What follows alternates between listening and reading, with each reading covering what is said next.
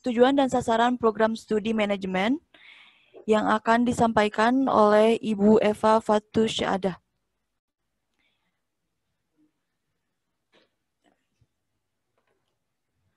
Sebelum memulai materi, izinkan saya untuk membacakan CV Ibu Eva terlebih dahulu. Nama, Eva Fatusyadah, tempat tanggal lahir, Ciamis, 13 Mei 1982, alamat Jalan Benteng Kidul, nomor 40A, RT 1 RW 2, Kelurahan Benteng, Kecamatan Warudoyong, Kota Sukabumi. Alamat email, evatusyadah82@gmail.com. Nomor telepon 0813-2045-6320. Pendidikan formal, SD Sindang Sari, Kabupaten Ciamis, SMP Talaga Sari, Kabupaten Ciamis, SMUN 1, Kabupaten Ciamis, S1 Manajemen Ikopin, S2 Manajemen Ikopin. Pengalaman kerja, pengajar di Lembaga Primagama Kota Sukabumi, pengajar di SMU Advent Kota Sukabumi, dosen tetap yayasan di STIE PGRI Sukabumi, sekretaris program studi manajemen 2017 sampai sekarang, ketua program studi manajemen. Seminar dan pelatihan. Yang pertama ada pelatihan penulisan proposal penelitian peningkatan sumber daya peneliti dosen PTS, seminar jurnalistik, ada bimbingan teknis penulisan karya ilmiah bagi dosen perguruan tinggi swasta, bimbingan teknis penyusunan RPS mata kuliah pendidikan jarak jauh, pelatihan pekerti, workshop peningkatan kompetensi pedagogik dosen, BITEK penyusunan kurikulum, dan pelatihan pendampingan UMKM dan public speaking. Prestasi yang pertama adalah wisudawan terbaik angkatan 22 program sarjana Ikopin. Yang kedua, wisudawan terbaik angkatan 26 program magister Ikopin tahun 2008. Selanjutnya saya serahkan kepada Ibu Eva Fatusyadah untuk menyampaikan materi. Terima kasih. Assalamualaikum warahmatullahi wabarakatuh. Apa kabar semuanya? Perkenalkan, saya Ibu Eva Fatusyadah. Sekarang saya diamanahi untuk menjabat sebagai Kaprodi Manajemen. Alhamdulillah kita bisa bertatap muka. Ya, walaupun secara virtual, memang acara PKKMB tahun ini agak berbeda dengan PKKMB tahun sebelumnya. Tapi walaupun demikian, mudah-mudahan tidak mengurangi semangat untuk terus mengikuti rangkaian acara PKKMB dan mengikuti proses perkuliahan tentu nantinya ya. Oke, sebelum saya menjelaskan lebih jauh tentang program studi manajemen, mari kita lihat dokumentasi yang sudah terangkum dalam video kegiatan Prodi Manajemen untuk beberapa tahun kebelakang. Selamat menyaksikan.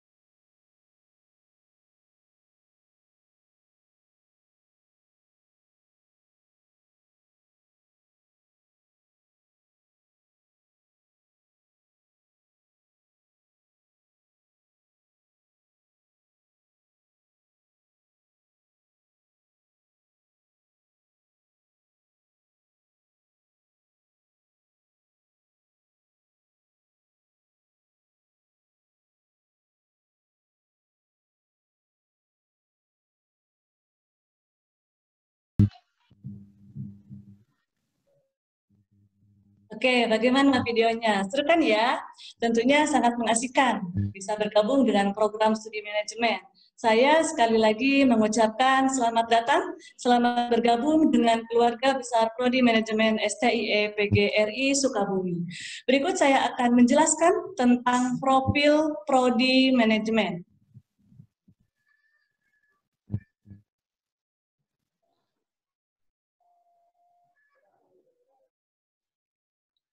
Ya, profil Prodi Manajemen. Ya, di sini selamat datang untuk masuk program studi manajemen. Di sini profil manajemen adalah yang pertama kita lihat dulu, ini adalah ruangan Prodi Manajemen. Jadi bagi mahasiswa yang belum mempunyai kesempatan untuk datang ke kampus, ini adalah ruang Prodi Manajemen yang tepatnya berada di gedung Rektorat lantai 1 ruang B2. Ya, jadi kalau dari gerbang utama itu adalah ruangan terdepan dari gerbang utama langsung ke ruang Prodi Manajemen.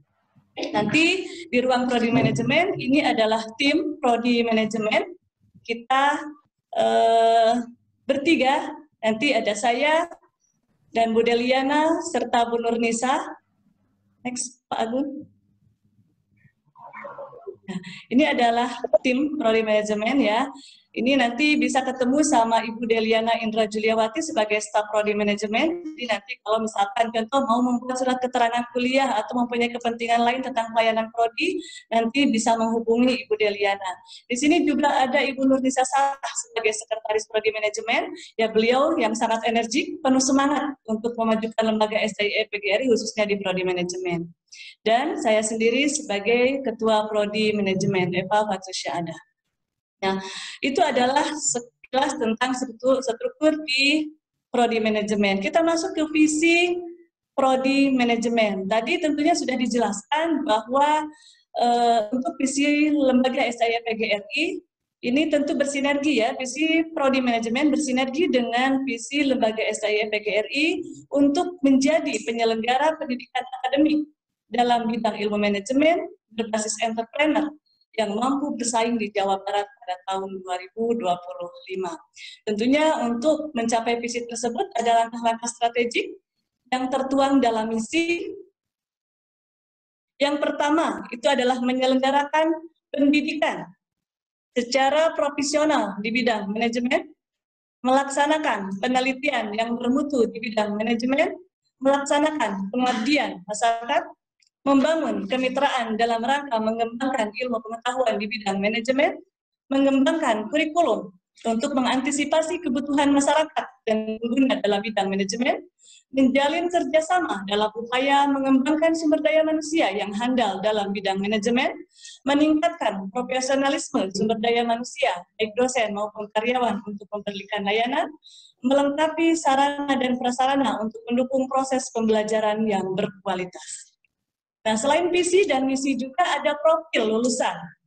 Ya, profil lulusan untuk Prodi Manajemen diharapkan dapat mengisi dan memenuhi peluang dalam dunia usaha, dunia pekerjaan, diantaranya adalah manajer dalam bidang keuangan, pemasaran, sumber daya manusia, keuangan dan produksi, menjadi wirausahawan dalam bidang jasa maupun manufaktur, menjadi ilmuwan di bidang keuangan, pemasaran, sumber daya manusia, dan produksi, menjadi tenaga atau staf ahli bidang keuangan, pemasaran, sumber daya manusia, dan produksi. Nah, ini proses perkuliahan. Kalau tadi secara umum, Bapak Riki sebagai Wakil Ketua 1 sudah memaparkan secara arahan kebijakan, ya, saya di sini di Prodi untuk teknisnya langsung gitu ya. Untuk proses perkuliahan secara garis besar ini kita mulai dari masa pendaftaran dan masa pengenalan yang sedang kita lakukan hari ini yang disebut juga dengan PKKMB. Setelah masa pengenalan dan PKKMB ini selesai masuk ke periode perkuliahan, ya kita melakukan proses perkuliahan dari semester 1 sampai dengan semester 7. Tadi sudah dijelaskan juga bahwa jumlah SKS dalam perkuliahan di program studi manajemen itu adalah 148 SKS, termasuk perkuliahan di semester 8 ada KKN dan skripsi, dan di akhir itu adalah untuk sidang skripsi dan kelulusan. Tentu nanti setelah sidang skripsi dan kelulusan nanti ada transkrip, ijazah, dan SKPI yang akan diperoleh.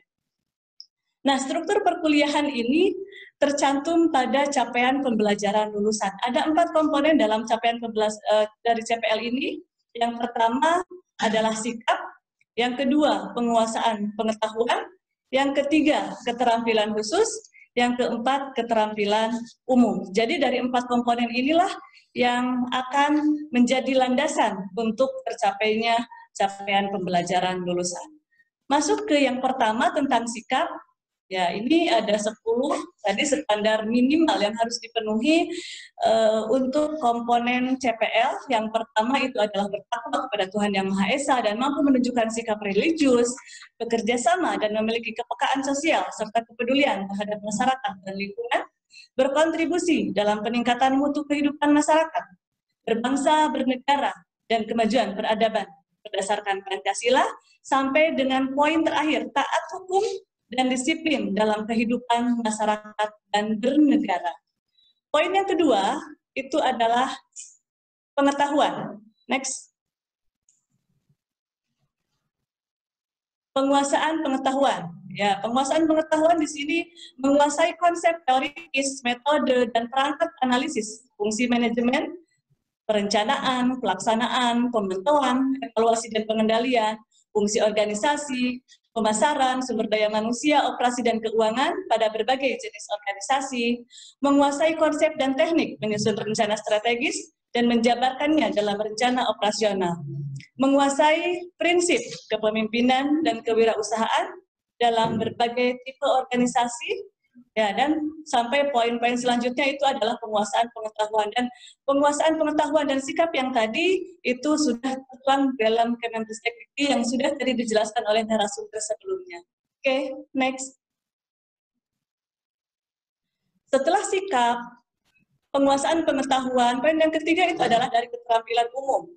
Yang pertama, menerapkan pemikiran logis, kritis, sistematis, dan inovatif dalam konteks pengembangan dan implementasi ilmu pengetahuan dan atau teknologi sesuai dengan bidang keahliannya. Kritik seni, serta menyusun deskripsi saintifik.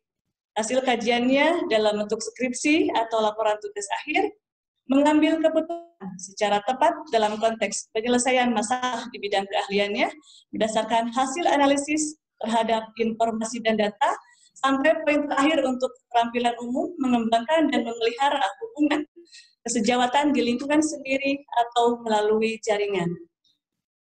Next. CPL yang terakhir itu adalah keterampilan khusus. Ya, keterampilan khusus ini adalah yang membedakan program studi manajemen dari perguruan tinggi yang satu dengan kita. Ya, di sini adalah keterampilan khususnya mampu merumuskan fungsi manajemen. Ya, di sini ada perencanaan, pengorganisasian, penyusunan staf, pengarahan, pengendalian, serta evaluasi pada level operasional di berbagai tipe organisasi, mampu melaksanakan organisasi, mampu mengidentifikasi masalah, mampu berkontribusi dalam penyusunan rencana strategis, mampu mengambil keputusan manajerial, mampu melakukan kajian empirik dan pemodelan, dan mampu berkomunikasi efektif,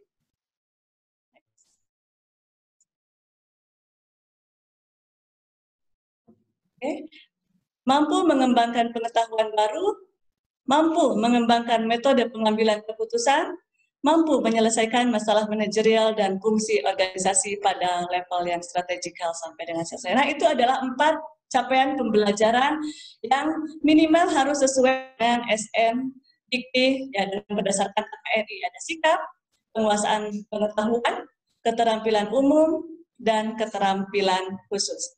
Nah, dari CPL-CPL tersebut terjabarkan ke dalam struktur kurikulum. Ya, perlu saudara ketahui bahwa di kampus kita, STY PGRI Sukabumi, untuk struktur kurikulum ini menggunakan double kurikulum udah 2 tahun terakhir. Ya, jadi nanti ada perbedaan struktur perkuliahan, struktur kurikulum yang mempunyai NIM 2017 sama 2018 menggunakan kurikulum 2015, sedangkan untuk NIM 2019 dan yang sekarang 2020 itu menggunakan kurikulum 2019. Ini bedanya apa? Nanti yang pertama dari jumlah SKS, yang kedua dari struktur mata kuliah. Kita masuk ke struktur mata kuliah di semester 1. Nanti untuk NIM 2020, mata kuliah yang ada di semester 1 adalah Ya, yang pertama ada pendidikan agama, pendidikan Pancasila, ada bahasa Indonesia, teori ekonomi mikro, pendidikan anti korupsi, pengantar manajemen, dan pengantar akuntansi. Jadi nanti Pasca Resan langsung mengambil 7 mata kuliah ini dengan jumlah SKS 20 SKS. Ya. Lanjut ke semester 2. Semester 2 di sini ada pengantar bisnis, matematika ekonomi dan bisnis, teori ekonomi makro, pendidikan kewarganegaraan, bank dan lembaga keuangan, aplikasi komputer, dan bahasa Inggris. Ini yang harus diselesaikan pada tingkat 1. Ya, semester 1 nanti ada 20 SKS, semester 2-nya 21 SKS. Nah, di sini ada pelatihan soft skill untuk tingkat 1. Ini adalah salah satu program unggulan dari Prodi Manajemen yang melakukan pelatihan secara berjenjang. Jadi nanti dari mulai tingkat 1 sampai dengan nanti tingkat 4 ada pelatihan yang wajib diikuti oleh seluruh mahasiswa.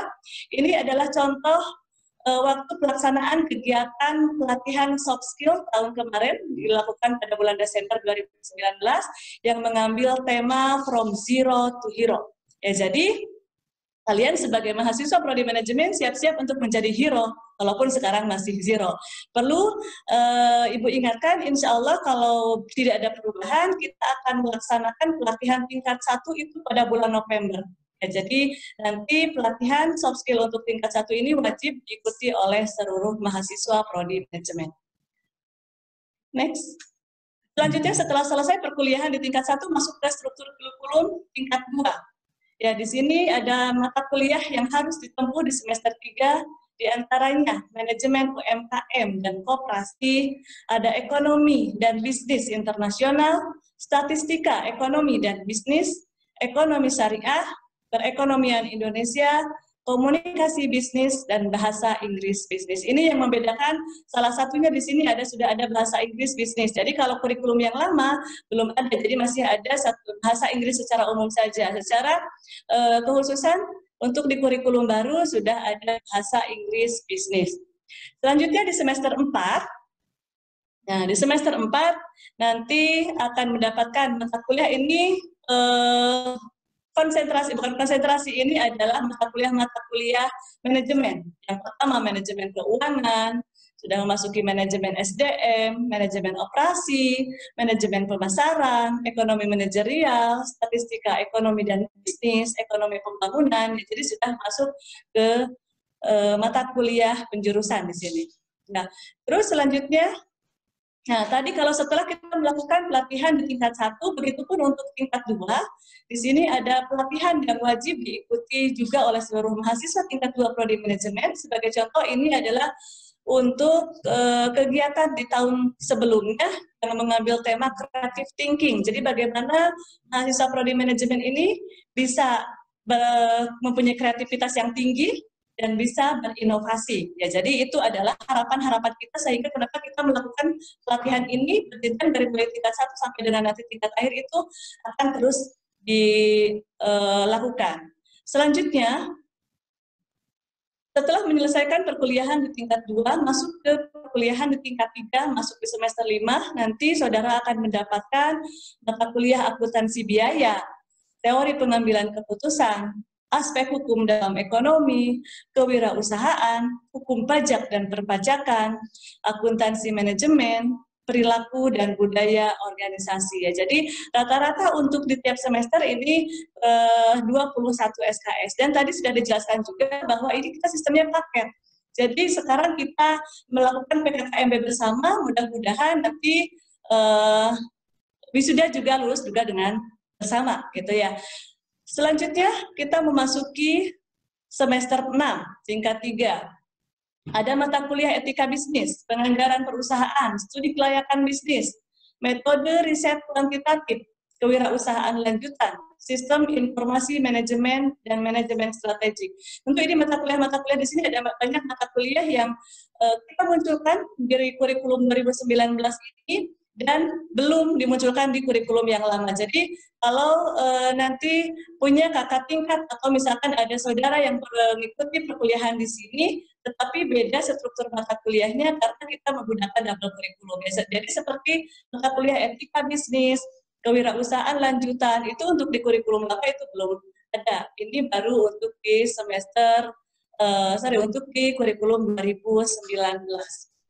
Nah, setelah menyelesaikan perkuliahan di tingkat 3 juga begitu pun nanti akan ada pelatihan. Ya, jadi pelatihan soft skill untuk tingkat 3.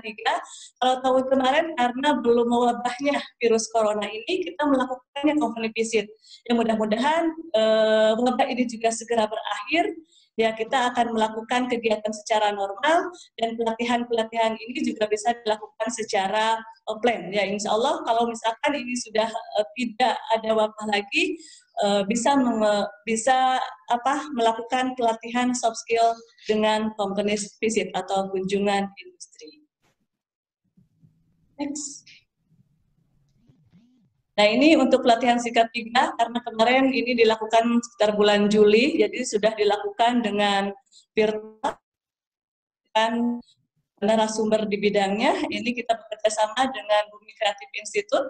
Di situ tentu kita pelatihan-pelatihan ini mengacu kepada visi yang telah disampaikan ya, untuk menjadi seorang yang unggul di bidang manajemen dengan basis entrepreneur. Jadi kegiatan pelatihan, kegiatan seminar, dan kegiatan-kegiatan lain, kita tujuannya itu adalah untuk mencapai visi.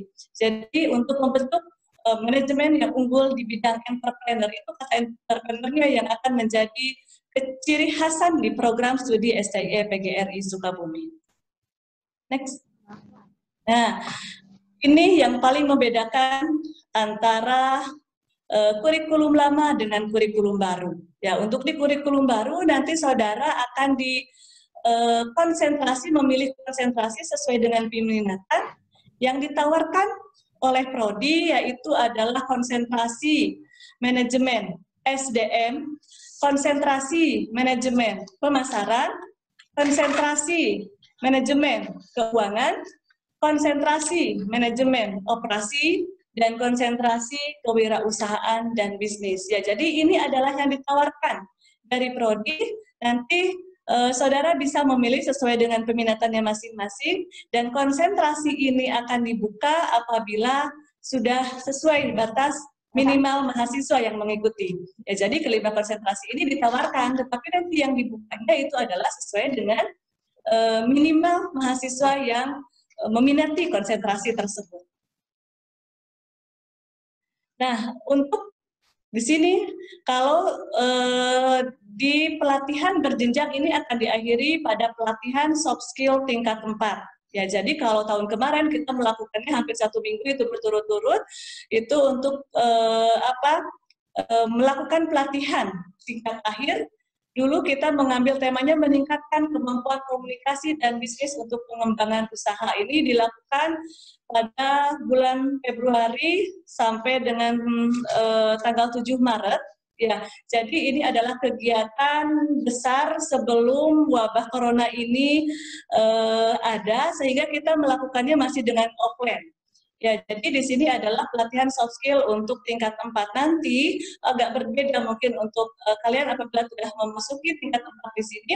Kalau kemarin kita melakukan pelatihan soft skill itu digabungkan seluruhnya, kalau nanti pelatihan itu akan disesuaikan dengan konsentrasi yang diminati. Contohnya misalkan memilih konsentrasi manajemen, maka pelatihan di tingkat 4 itu pelatihan sosialnya itu untuk manajemen. Begitupun yang memilih pemasaran, memilih kewirausahaan, tentu itu akan sesuai dengan konsentrasi yang dipilih di semester 7. Nah, kegiatan terakhir, next. Kegiatan terakhir, nah ini adalah salah satu kegiatan besar juga yang biasanya kita lakukan minimal 1 tahun sekali untuk program studi, itu adalah kegiatan seminar. Ya, kegiatan seminar ini tentu mengundang narasumber yang berkompeten.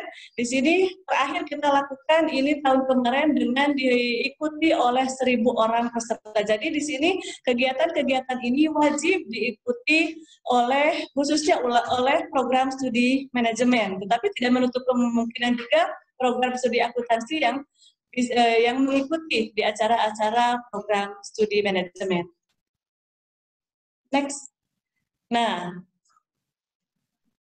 ini adalah dosen pembimbing akademik. Jadi nanti kalian akan dibimbing oleh dosen pembimbing akademik Ya, ini tujuannya untuk apa? Yang pertama membantu mahasiswa menyusun rencana studi sejak semester pertama sampai dengan selesai.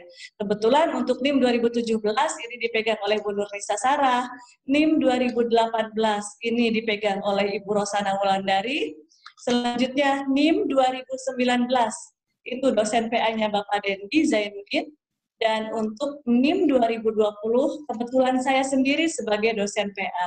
Ya, jadi mudah-mudahan nanti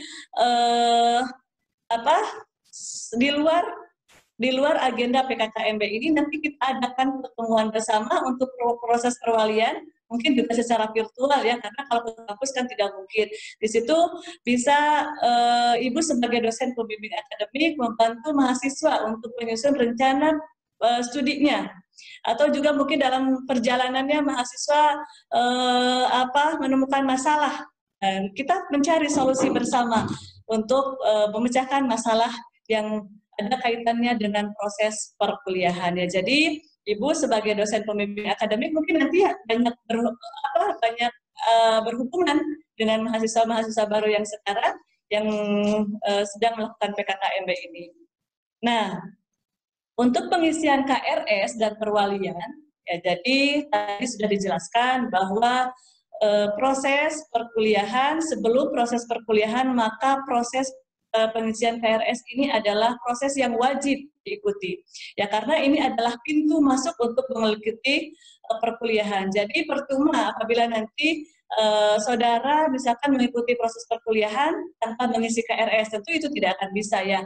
Pengisian KRS ini dan perwalian yang sudah sesuai dengan kalender akademik itu mulai dari tanggal 21 September ya, hari Senin besok, sampai dengan tanggal 26 September. Jadi hanya 1 minggu saja untuk proses pengisian KRS-an.